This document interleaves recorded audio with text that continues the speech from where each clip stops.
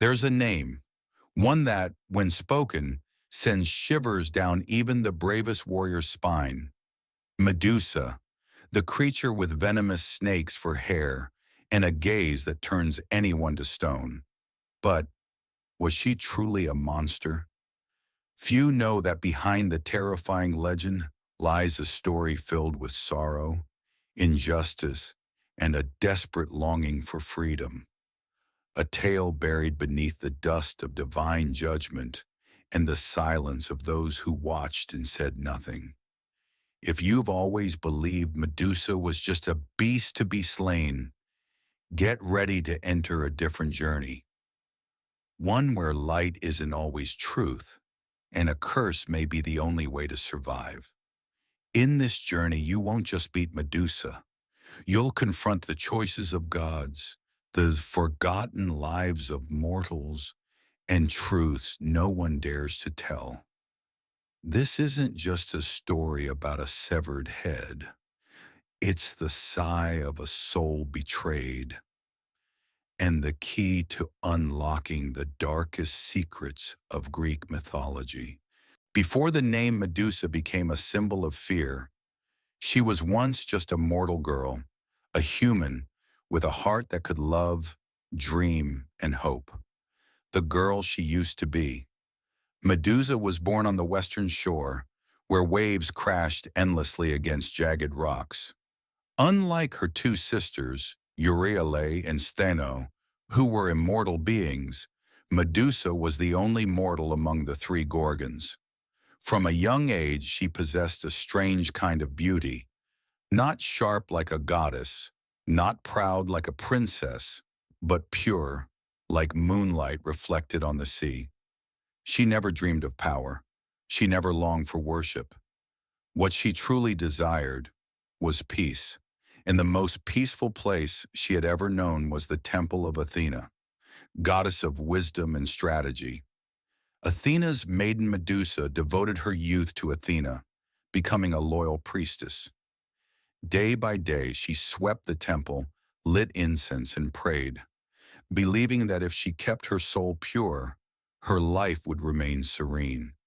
Her hair was dark as midnight, cascading like a river of night.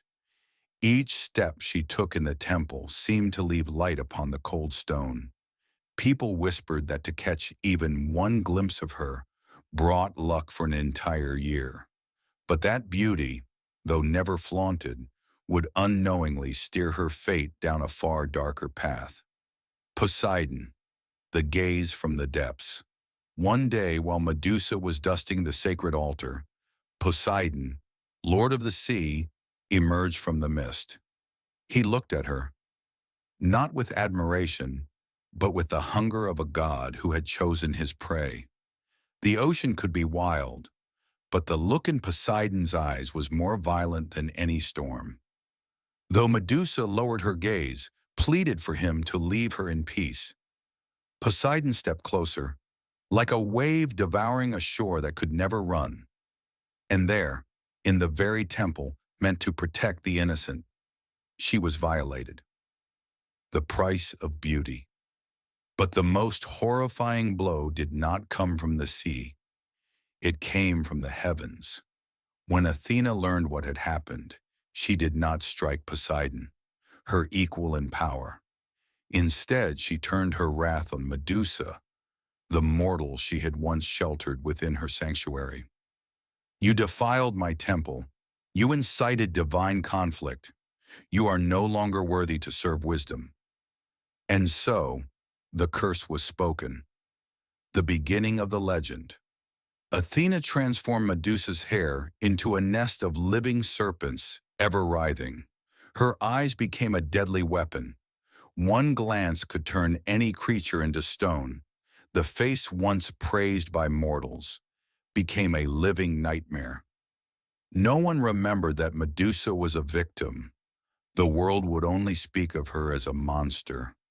Shunned, cursed, and cast into exile, Medusa left the realm of humans and entered the shadows of a land with no name. But that was only the beginning of a journey even the gods could not foresee.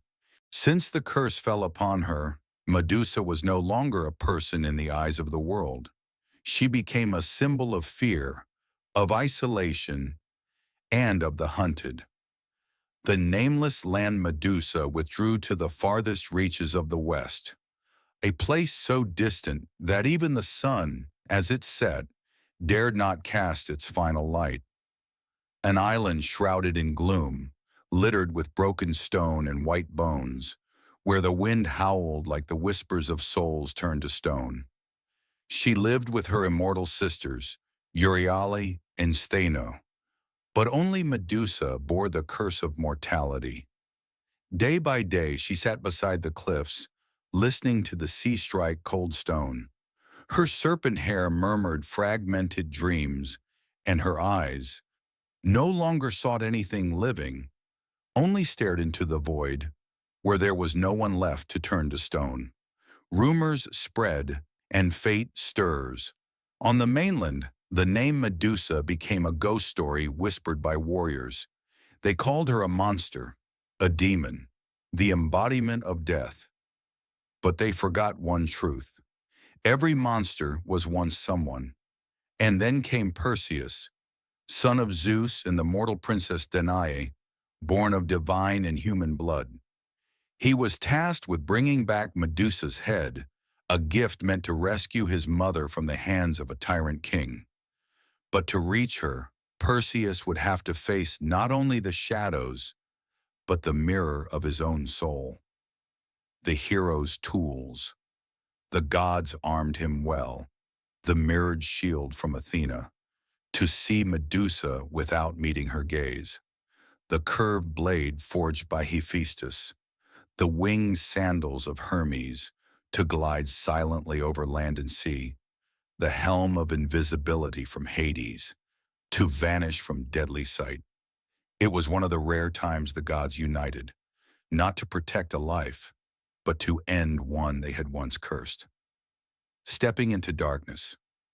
As Perseus soared across the sea, Medusa's island emerged from the mist, silent, gray, and cold. The wind cried like a voice long strangled. Statues lay scattered across the land, not carved by hand, but frozen in their final, terrified breath. Perseus stepped forward, heart pounding like a war drum. He gripped his shield, eyes fixed only on the reflection. Each step was a challenge to fate itself. And ahead Medusa slept, her serpent hair coiled softly, her breath steady, like waves brushing stone. In that moment, she was no monster. She was simply a tired girl who had stopped fighting the pain. Perseus tightened his grip on the sword. His gaze flicked across her image in the polished bronze. And the countdown to destiny began. Fate always arrives in silence. No thunder, no screams. Only the heavy breath of air about to break under the weight of destiny. The last sleep Medusa lay among the stone, her serpent hair curled like weary children. She didn't know Perseus had come. She didn't feel the chill of his blade, nor hear the soft stir of Hermes' winged sandals in the wind. Perhaps she was dreaming, a dream with no curse, no eyes that turned others to stone, no wrathful gods watching. The reflected gaze. Perseus never looked directly at her. He walked step by step, eyes fixed on the mirrored shield, where Medusa appeared like a portrait of sorrow. She wasn't a monster. She was a woman betrayed, cast aside by the divine, turned into a symbol of fear. His heart faltered. For a fleeting breath, he nearly forgot his mission. But fate does not pause for mercy. Death and the birth of wonders. The blade came down. Cold steel sliced through the air, severing the last thread between Medusa and the world. No scream, only a whisper soft as the tide. At last, I am free. From the spilled blood on the earth, two mythical beings soared forth like light tearing through shadow. Pegasus, the white-winged horse, a symbol of freedom and imagination. Chrysaor, the golden-sworded warrior, born of pain and burning strength. From Medusa's unjust death, wonders were born. A strange legacy. Perseus carried her head back as a trophy. Athena, the very goddess who had cursed her, affixed it to her shield, the Aegis, turning Medusa's gaze into a symbol of protection and divine power. In a strange twist of fate, Medusa, scorned and feared all her life, became the guardian spirit of the very goddess who had abandoned her. A whisper remains.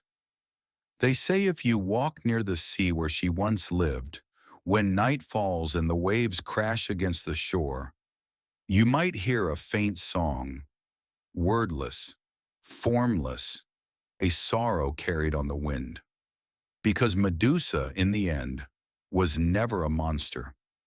She was a misunderstood symbol, a soul who died in the dark so that some other light might finally be born. For thousands of years, the world has told the tale of Medusa as a monster. But how many ever stopped to ask, who made her that way? A symbol twisted by time. Medusa was wronged, yet history called her a beast. She was a victim, yet art painted her as the embodiment of curses. Her death gave birth to light, yet her name remained bound to darkness. Perhaps it's because the world is quick to forgive the powerful and just as quick to condemn the quiet, those who can't defend themselves. The curse or a mask. Medusa never chose the serpents in her hair. She never asked for eyes that turned people to stone. But she learned to be silent, to hide, to survive in the dark. How many of us have done the same, carrying the curses others have placed upon us? A hardened face shaped by old pain. Silence born from wounds inflicted when we once dared to speak. A cold stare, hiding a heart that's simply tired. And in the end, a transformation. The severed head wasn't the end. It was the shedding of a skin, a release, a return. In her final breath, Medusa wasn't a monster. She was the first in myth to accept herself, even in the face of a curse. So if one day you find yourself feeling out of place in the world, misunderstood, avoided, labeled as different, remember this: beneath the scales, there is always a heart that once knew how to love. And within every castaway soul, there is a light waiting to be born. And now, as this story draws to a close, as Medusa's eyes gently shut in peace, I invite you to do the same. Just for a moment, close your eyes. No more thinking, no more masks. Just you, your soft breath, and the gentle ripples of your mind settling. Imagine yourself far away, on the shoreline where Medusa once lived. But now there is no shadow, no fear, only waves softly washing the sand, and a sky filled with stars. The wind plays in your hair, like threads of silk brushing your soul. You are wrapped in a space with no judgment, no pressure, where even your thoughts begin to dissolve, like sea foam. I won't say much more now. Just lie still. Feel your heartbeat slow. Let the dreams come to you, soft as the night breeze. And if in that dream you find yourself in a strange place where white wings rise from the sea, maybe you've met Medusa again, but this time as she truly is, bathed in the light of her freedom. Sleep well, dear soul. Twilight.